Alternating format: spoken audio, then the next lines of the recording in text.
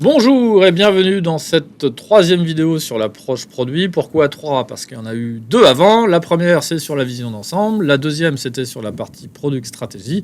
Et si on est cohérent, l'étape d'après, ça va être la partie product discovery, où on va prendre un élément, un big rock qu'on a déjà détouré, on est sorti du flou.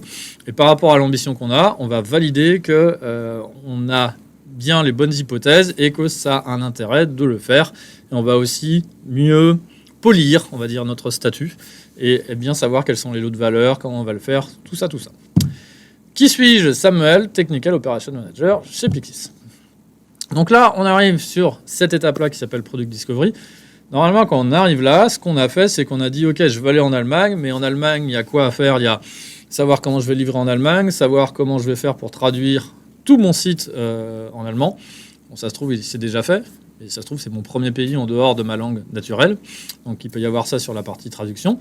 Il peut aussi y avoir d'autres problématiques qu'on appelle la localisation. C'est l'exemple des vêtements pour bébé, où en France, c'est 3 mois, 6 mois, 9 mois, 12 mois. Et en Allemagne, les tailles sont en centimètres. Et forcément, ça ne se gère pas de la même façon. Donc, une fois que j'ai ça, j'ai mon big rock, j'ai mon gros caillou, et je vais gérer la partie localisation en Allemagne sur les vêtements pour bébé.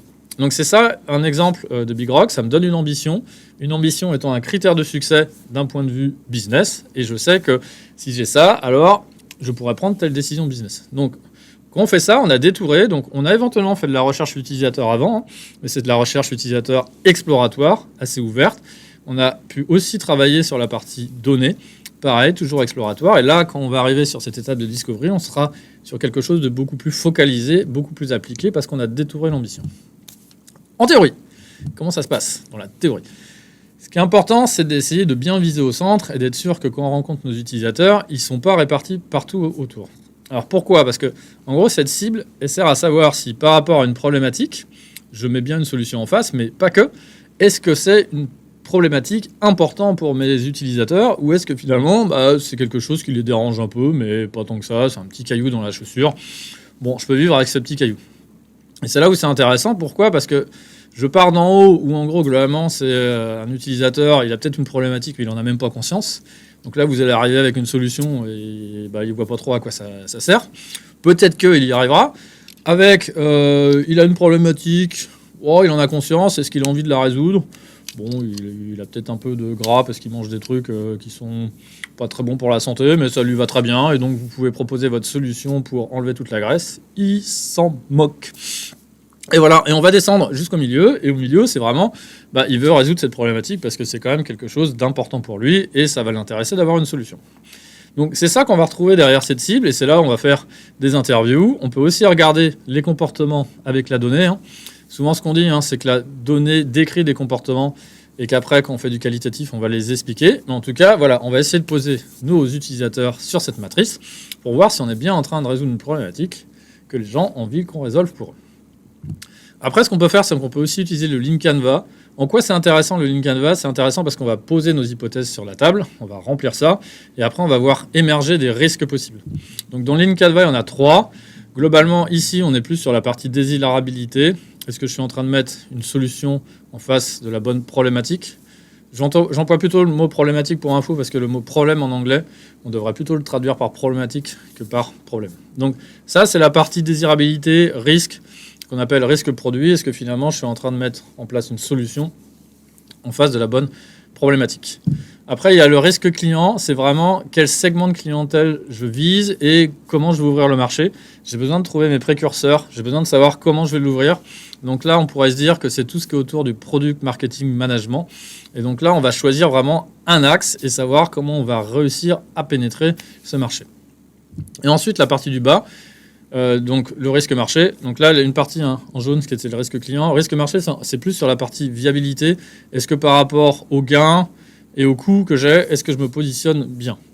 Par rapport à ça, ce qui est important de se dire, c'est que là, j'ai mis mes hypothèses sur la table. Je vais regarder là où c'est le plus risqué. Je ne vais pas systématiquement aller sur tous les risques, risque client, risque marché, risque produit. Je vais voir quels sont les plus intéressants pour moi et ceux où j'ai envie de passer du gaz. Donc ça, pourquoi? Parce que la partie discovery, c'est vraiment de se dire, OK, pour maximiser la probabilité que je livre quelque chose qui sert à quelque chose, je vais diminuer le risque. Et c'est là où je dois estimer mon risque et voir où est-ce que j'en ai le plus. Dans la pratique, qu'est-ce qui se passe ? Eh bien, dans la pratique, on va retrouver nos 4 grands axes, viabilité, désirabilité, utilisabilité, faisabilité. Donc, nous, ce qu'on fait, c'est qu'on travaille sur les 4 en parallèle. C'est pas, je fais d'abord toute la viabilité, après je fais la désirabilité. Pourquoi ? Parce que si je prends l'exemple de la désirabilité, on va commencer à penser des solutions, souvent en dessinant, en faisant du sketching ou avec des prototypes. La partie faisabilité en bas, c'est la partie technique. Si je fais une solution sur le papier qu'on ne sait pas faire techniquement, ça ne sert à rien. Donc c'est souvent des choses qui vont de pair et qu'on va mener de front. Il ne faut pas oublier ces 4 axes. Donc sur la partie viabilité économique, ce qu'on va essayer de faire, c'est voir quelle est ma proposition de valeur pour mon client par rapport à mon produit. Donc là, on va commencer à se positionner, sachant qu'il y a quand même un gros travail qui a été fait en stratégie sur la partie viabilité, parce qu'on a quand même fait des battle cards pour savoir comment on est capable de percer le marché, c'est quoi l'argumentaire qu'on a. Mais en tout cas, à ce moment-là, on va voir c'est quoi la proposition de valeur qu'on a. On peut commencer aussi à discuter de la partie go-to-market. Donc en gros, sur quel marché avons-nous un avantage concurrentiel ? Si je vais sur un marché que je propose quelque chose qui existe déjà, ils vont préférer l'original à la copie. Et après, sur un marché donné, quelle est notre stratégie d'activation ? Tous les clients, un segment, un pilote, comment on compte faire, comment on compte passer. Et ça, c'est intéressant. Pourquoi ? Parce que éventuellement, on va le retrouver sur l'objet qui va s'appeler Epic, quelle est l'autre valeur. Je vais commencer par un segment, puis après par un autre segment, puis encore par rapport à un autre segment. Et après, je verrai quelle décision business je prends. Ou je peux dire que mon premier thème, mon premier big rock, c'est que sur un seul segment. Et que par contre, je vais mettre des fonctionnalités au fur et à mesure en plus. Bon, ça, c'est des décisions. Et donc, vraiment, qu'est-ce qu'on décide de faire ? La partie basse, c'est la partie upselling.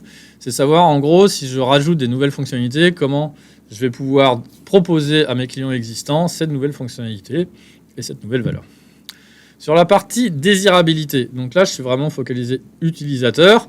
Est-ce que je mets en place la bonne solution face à la bonne problématique ? C'est là où on peut faire la partie qualitatif, quantitatif et creuser sur le thème en question. Donc la partie quantitative des données, qu'est-ce que ça fait ? Ça décrit des comportements.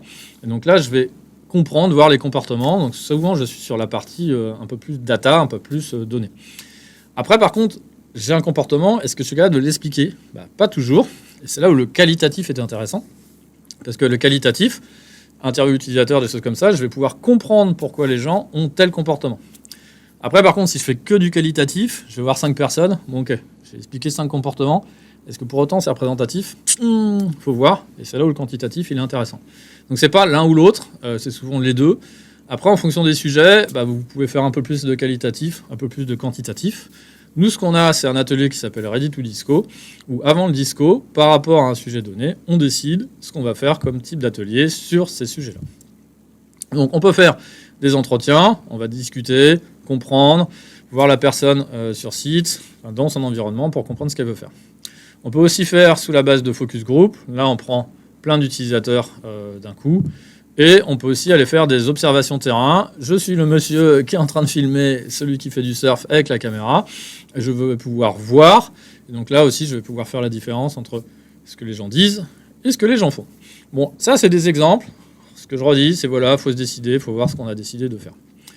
Et si on passe sur la partie data, donc plus de la partie quantitative, à chaque fois, c'est pas je cherche dans la nature et je vois où est-ce que je vais trouver un truc.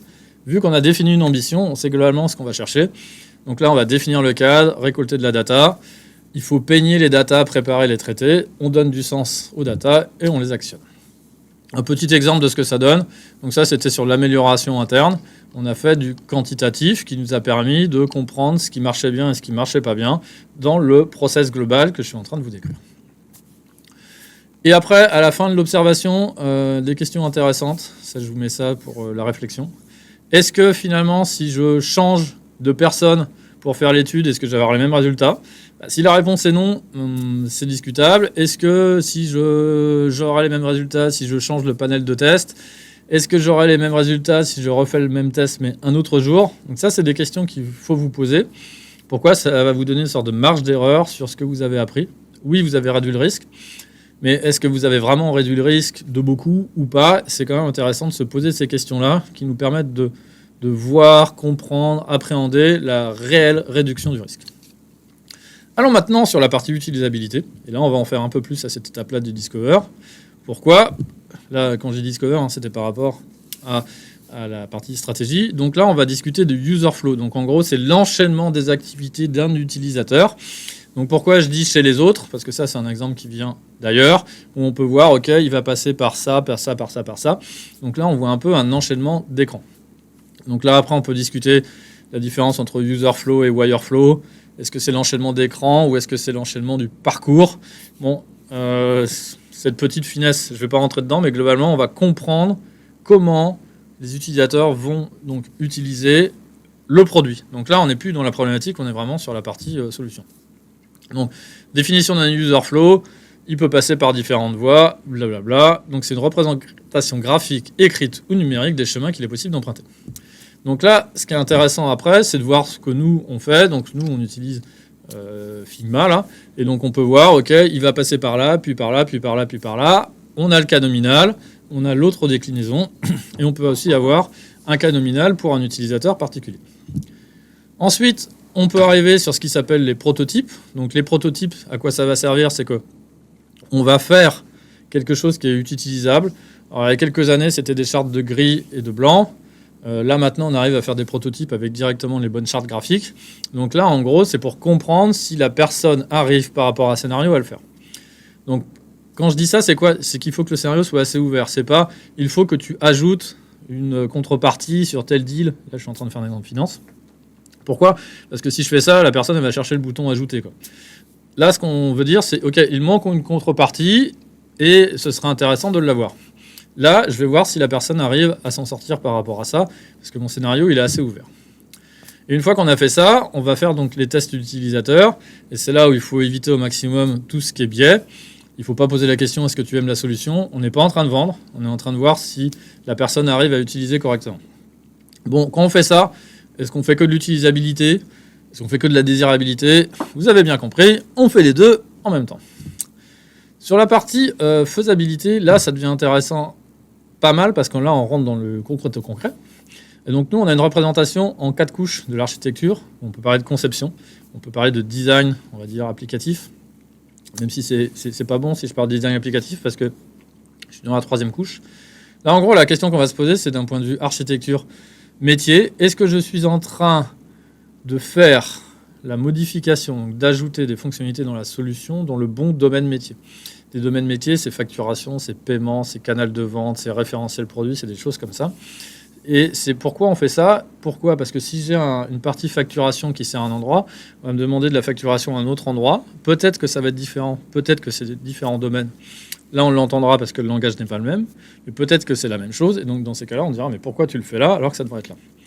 Et qu'est-ce qui se passe? Des fois, il y a des raccourcis qui sont pris. On met une fonctionnalité de facturation dans le reporting financier parce que c'est plus simple, ça va plus vite. Et ça, souvent, c'est de la dette fonctionnelle qu'on va payer après. Donc là, on va se poser la question d'est-ce qu'on va chercher les données au bon endroit? Est-ce qu'on l'a mis dans le bon domaine métier? Une fois qu'on a fait ça, on rentre dans les applications.